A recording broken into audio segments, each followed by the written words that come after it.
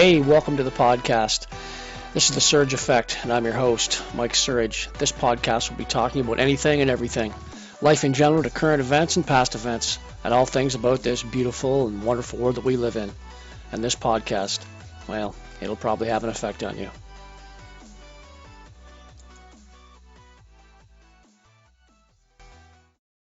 Well, hello again, and welcome to another episode of the Surge Effect. In this episode, we're going to talk a little bit about the World Economic Forum, Klaus Schwab. Before we get started, I'm going to mention two of our sponsors today. First sponsor is Love My Legs Owen Sound Grey Bruce. Love My Legs Owen Sound Grey Bruce. They have 3 different styles of waistbands. And they have all kinds of leggings to choose from. And the great thing about Love My Legs is they are the only lifetime guarantee in the business. So check their link out below in the description and head on over to their Facebook page and check out what they have to offer. Next sponsor is He Shirts, She Shirts. Head on over to their webpage, click on the link in the description, and you will see what they have to offer. They offer T-shirts, all different types of clothing, winter stuff, pants, jackets, you name it, hats. Basically, like I've always said, they are more than just a T-shirt company. So head on over to heshirts.ca, check them out. All right, so let's get started. We are going to be talking about this gentleman here in the Surge Effect, and his name is Klaus Schwab. Now, Klaus Schwab, of course, he's in the media quite a bit, and people don't really know what he's about. They don't know what he's all about. They have no idea what he's into. They just maybe have heard his name and go, "Who is this guy?" Well, I'm going to play a little bit of a video clip a little compilation that I kind of slapped together, and you will be able to maybe understand a little bit better of under the new who this guy is. So I'm just going to play this little video clip for you. Second, just cue it up here. There we go.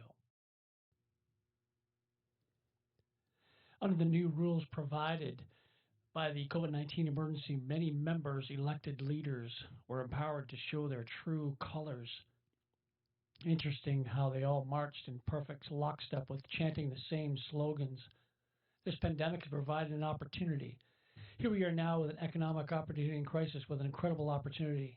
It's certainly a major crisis, but also offers a unique opportunity, unprecedented, an opportunity to rethink and reset. The great opportunity for reset. Opportunity for us to reset for a reset. Opportunity to reset. Almost all attended the same school of thought, studied under the same professor. Klaus Schwab. Klaus Schwab. Same people would say this revolution is characterized, he says, by the fight of robots against human beings. And we will win this fight, he says. Professor Klaus Schwab was born in 1938 in Ravensburg, Germany, where Nazi crimes against humanity were committed. His father, Eugene Wilhelm Schwab, was the managing director of Eicher Weiss Ravensburg, a company that used slave labor to manufacture weapons of war for the Third Reich. While Klaus' father was at the helm, the Nazi Party awarded Escher Weiss Ravensburg the title of National Socialist Model Company. Years later, Klaus Schwab joined the board of directors at Escher Weiss Ravensburg, where he played a key role in the development of South Africa's nuclear weapon program during the darkest years of the racist apartheid regime. Klaus Schwab today is the founder and executive chairman of the World Economic Forum. If you like to meet the people who are supposed to keep the state of the world or give a peace of mind to the bankers who helped get us into this mess, we can tell you where to find them. A lot of them. It's the World Economic Forum.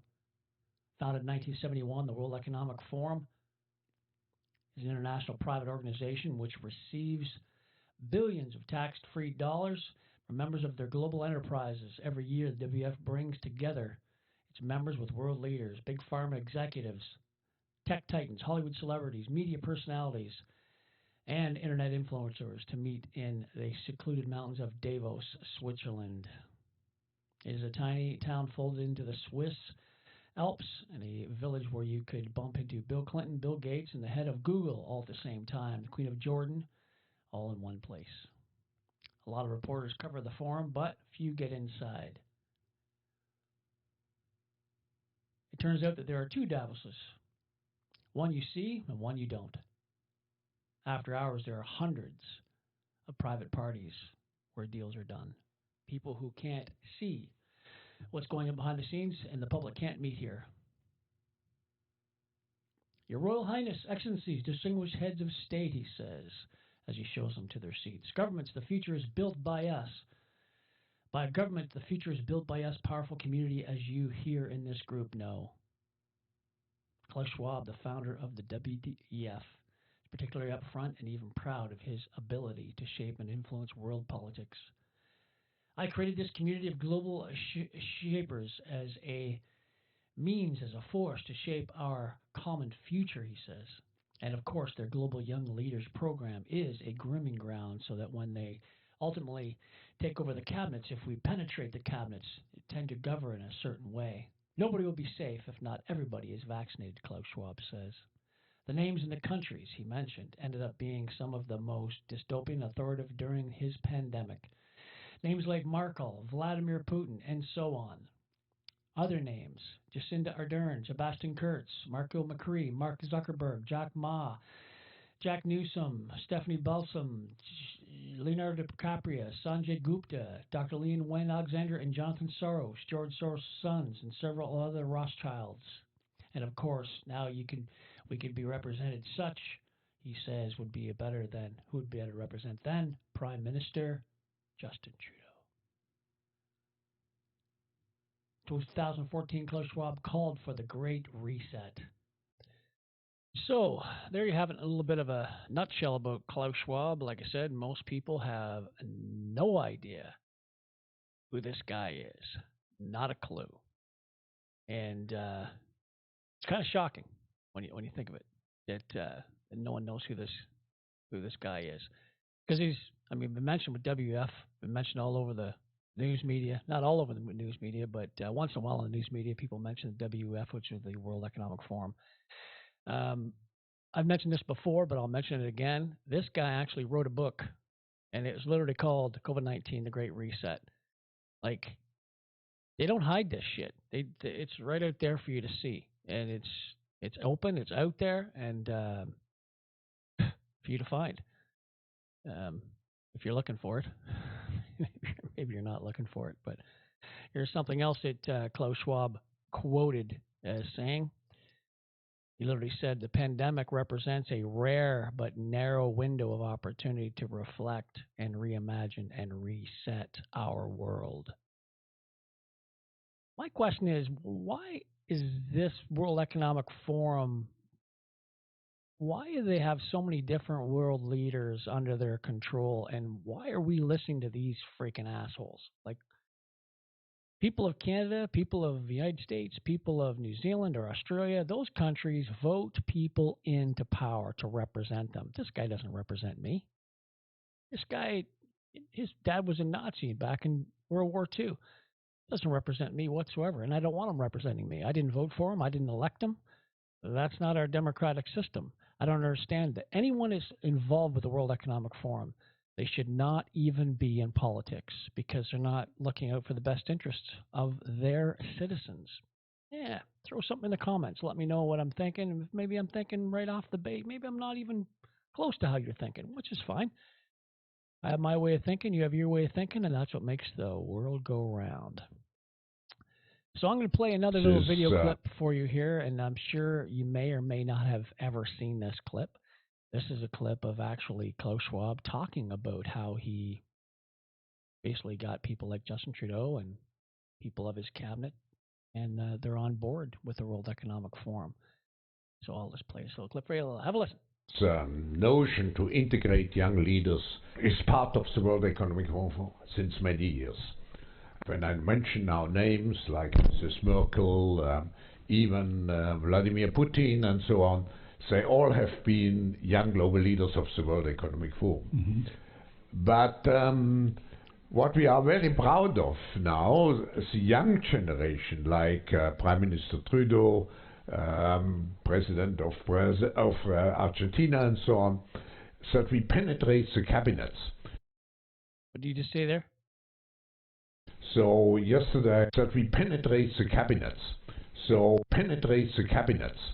So that we penetrate the cabinets. So he penetrates the cabinets.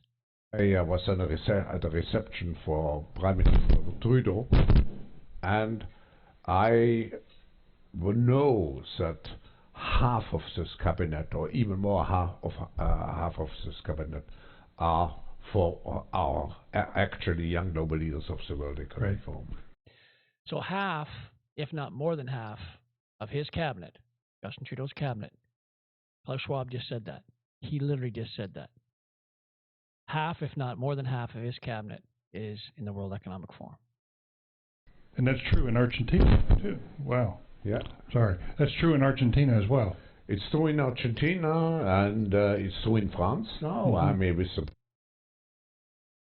So that's quite the shocker, right? If you've never seen that information before, that's right from Klaus Schwab's mouth. Now, let's get back to our House of Commons, where they actually ask a question in our House of Commons. I think it's MP Kerry, Colin Kerry, asks a question in regards to the World Economic Forum. Let's see where this goes. I'm going to call out to our questions and comments. The Honourable Member for Oshawa. Thank you, Mr. Speaker, and I listened to my colleague's speech. I had a constituent that wanted me to ask a question about outside interference to our democracy. Klaus Schwab is the head of the World Economic Forum, and he bragged how his subversive WEF, World Economic Forum, has, quoted, infiltrated governments around the world. He said that his organization had penetrated more than half of Canada's cabinet. And I was wondering, in the interest of transparency, could the member please name which cabinet ministers are on board with the WEF's agenda? My concern is the deputy. Order. I know that the member was in a really good question there, but the audio is really bad, and the video is really bad as well. The audio sounded bang on to me. Now the video, of course, I didn't see it, so I have no idea about that. But you heard what I heard. Audio sounded good. He asked a simple question about the people that are in the cabinet and who belongs to the World Economic Forum. And I apologize. I don't know if the member. Okay, let's try again. The honourable member for Timmins James Bay. Mr. Speaker, that member is promoting open disinformation. That's not debate. We have to call out disinformation. We'll get into debate again. Disinformation. Now, you can just rewind back this video or rewind back the audio. Listen to what Klaus Schwab literally said, because I've backed up a couple times for you to hear. Penetrate the cabinet. We've penetrated the cabinets. That's what he said, right? And this guy stands up and says, "Oh, this is misinformation. This member's just spouting off misinformation." Well, that guy there is spouting misinformation by saying it's misinformation because it's actually fact.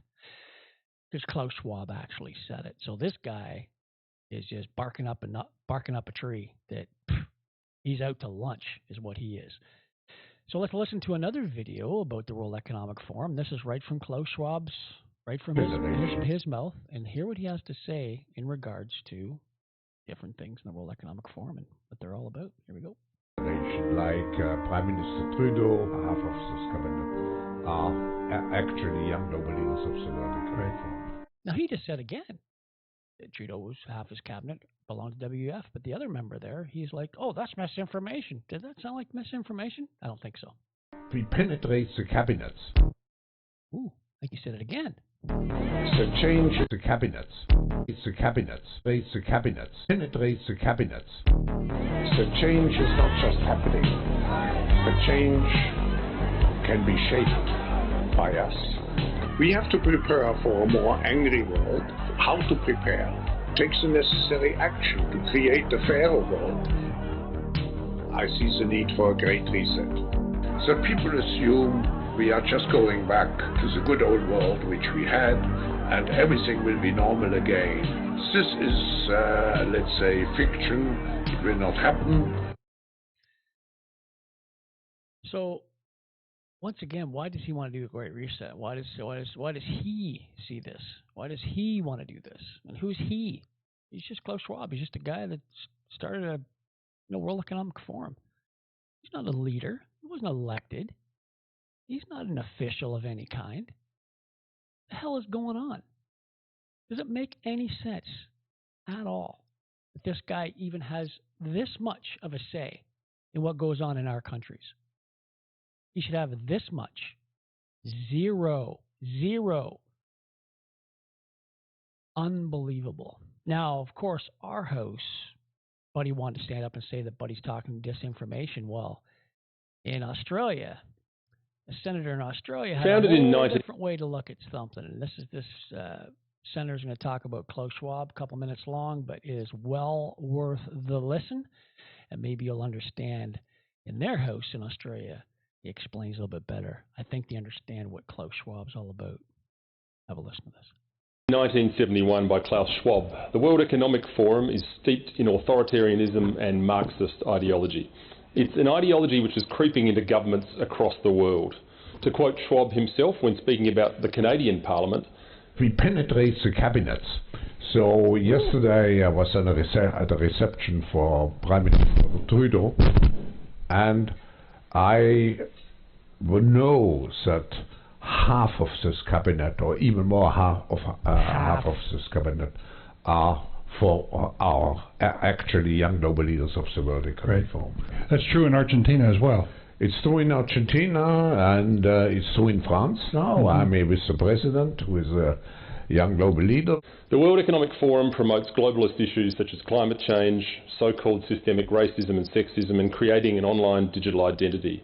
However, closer inspection reveals the World Economic Forum is an anti-capitalist, anti-free market organisation that seeks to subvert Western values and political processes. And they are very organised and very well funded. Their message is designed to appear harmless when in fact the ideology that underpins it is revolutionary and destructive. They train aspirational leaders in their ideology and help them make connections in spheres including politics, business and the arts. The World Economic Forum has consistently advocated for the harshest and most extreme COVID measures possible, including lockdowns, mandatory vaccinations, vaccine passports and mask mandates, despite these policies assaulting many of our basic liberties. The Forum believes that your freedoms should be minimised to prevent the imminent climate catastrophe, the one that's coming for 10 years in the last 50 years, by the way. The central theme of the World Economic Forum's material is what they call the Great Reset, which is Klaus Schwab's term for the opportunity the pandemic has presented to reimagine and reinvent the economic policies of the West. The term comes from Schwab directly himself with his 2020 book entitled The Great Reset. In a now deleted video titled 8 Predictions for the World in 2030, the World Economic Forum claimed that you'll own nothing and you'll be happy, a slogan that hits the same dystopian note as work makes you free and ignorance is strength. You don't have to be a political philosopher to figure out that if you own nothing, the state owns everything. There's a word for this. It's called communism. The World Economic Forum and its affiliates shamelessly promote the abolition of private property, a central facet of Karl Marx's demented utopian ideology which led to the deaths of tens of millions of people worldwide in the 20th century. No matter how sophisticated the World Economic Forum tries to make the abolition of private property around the world sound, the fantasies of Karl Marx always lead to the crushing of individuals' liberties and lives and the expansion of the state's tyranny and power. It is imperative that we pay close attention to the World Economic Forum and do all that we can to preserve liberty and reduce government intrusion in our lives. And if we fail to do so, the anti-democratic forces in the West will continue to march on, and we may wake up to an Australia that we no longer recognise. Australians deserve to know the extent to which the World Economic Forum's influence and infiltration of our country and how far it has gone, and we're going to find out. Wasn't that great? Doing the same thing that Canada has done in regards to what MPs are in our house that belong to that World Economic Forum. And Canadians need to know. They deserve to know, because Canadians have voted these people in. They need to know. Are these people that are in power, that were voted in by the constituents, are they for the Canadian people, or are they for Klaus Schwab and his ideology? Because if that's the case, they should not be in power. They should step down from their positions, and they should be replaced with people who are for Canadians and who are for doing the right thing for Canadians and making Canadians' lives better. All right, so giving one more video here, and it's in regards to, once again, the WF. And this is some of the things that they sit around and talk about. Now, this lady here, her name is Musakato. Anyway, she's talking about the next, something that, that they're going to try to do next. And listen to this, it's kind of crazy. Also, of course, true with COVID, right? We are all only as healthy as our neighbor is on our street, in our city, in our region, in our nation, and globally. And did we solve that? Like, did we actually manage to vaccinate everyone in the world? No. So highlighting water as a global commons and what it means to work together and see it both out of that kind of global commons perspective, but also the self-interest perspective, because it does have that parallel. It's not only important, but it's also important because we haven't managed to solve those problems which had similar attributes. And water is something that people understand. Climate change is a bit abstract. Some people understand it really well. Some understand it a bit. Some just don't understand it. Water, every kid knows how important it is to have water. When you're playing football and you're thirsty, you need water. So there's also something about really getting citizen engagement around this and really, in some ways, experimenting with this notion of the common good. Can we actually deliver this time in ways that we have failed miserably other times? And hopefully we won't keep failing on the other things, but anyway. Once again, talking about something wild. Next is water. They're going to start messing around with water. And when are they going to start doing that? What are they going to do about water? Ridiculous. Anyway. Like I've always said, too, at the end of my videos in regards to who's in charge and who's the boss of who, Canadians vote elected officials in to represent them. Those people work for us, and we don't work for them. Sometimes in other countries as well as the States, Australia, New Zealand, Canada, right? People maybe they don't understand that there's more of us than there is them. That's just the way it is. And I was going to play you this little clip here. This little clip here is from A Bug's Life, and at the very halfway through, the lead Hopper talks about the ants, and what he says kind of hits home when you listen to what he says. So here we go. Listen to this. There was that ant that stood up to me. Yeah, but we can forget about him. Yeah, it was just one ant. One ant. Yeah, you're right. It's just one ant. Yeah, boss. They're puny. Puny? Say, let's pretend this brain is a puny little ant. Did that hurt? No. Well, how about this one? Are you kidding? Well, how about this?